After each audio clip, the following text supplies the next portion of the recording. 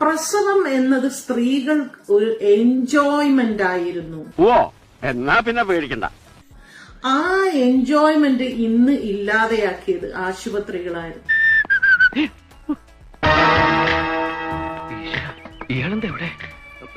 ആരാടോ തന്നോട് പറഞ്ഞത്?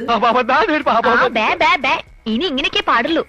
ഇനി നിനക്ക് നാവുണ്ട്, നീ വീട്ടിൽ ആരെങ്കിലും അറിഞ്ഞാ പിന്നെ നിന്റെ കാര്യം പോക്കാം. സ്ത്രീകൾക്ക് പ്രസവം എൻജോയ്മെന്റ് ആയിരുന്നു എന്ന്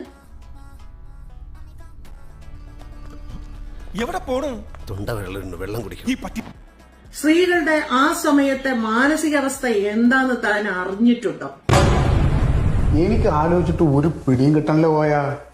എന്തൊരു മാനുഷിക വിരുദ്ധമായ ഒരു പ്രസ്താവനയാണ് അഖിൽമാരാ താങ്കൾ ഈ പറഞ്ഞത്. എന്തൊക്കെയാണ് ഈ കൊച്ചു കേരളത്തിൽ സംഭവിക്കുന്ന? ഇപ്പോ നിങ്ങൾ ഇലക്ഷനിൽ മത്സരിക്കും. രാവിലെ ലഞ്ചൊക്കെ കഴിഞ്ഞോ? ആളെ കണ്ടിട്ടോ? നമ്മളിവിടെ കുറച്ച് ദിവസമൊക്കെ ഉണ്ടാവും.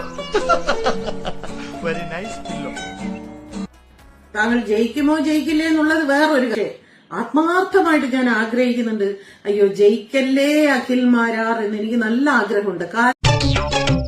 സാരില്ലടാ, നീ എവിടെ പരിപാടി അവതരിപ്പിച്ചാലും ഇത് തന്നെയാണല്ലോ നിന്റെ വിധി. അതുകൊണ്ട് തന്നെ താങ്കൾ ജനപ്രതിനിധി ആകാതിരിക്കണമേ എന്ന് ഇന്ന് ഈ പ്രസ്താവനയോടുകൂടി ഞാൻ ആഗ്രഹിച്ചു. സ്ത്രീകളുടെ മാനസികാവസ്ഥ മനസ്സിലാക്കാതെ ഇത്തരം പൊട്ട അഭിപ്രായങ്ങൾ, ഇത്തരം ബുദ്ധിശൂന്യമായ അഭിപ്രായങ്ങൾ പറയാതിരിക്കാൻ ദയവായി ശ്രമിക്കും.